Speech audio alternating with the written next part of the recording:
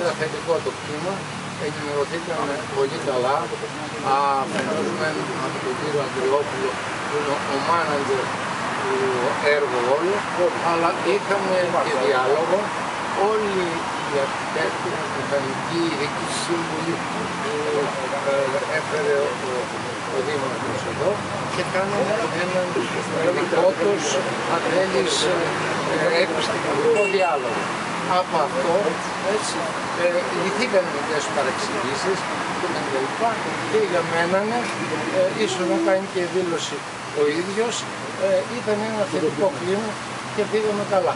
Χρειαζόταν, όπως του είπα τώρα, αυτή η συνάντηση που δυστυχώς δεν έγινε ποτέ. Θετικά τα πράγματα δηλαδή, υπομονή να κάνει ο κόσμος. Έτσι εκτιμάω την απόψη. Λυπούμε που δεν περάσατε μέσα.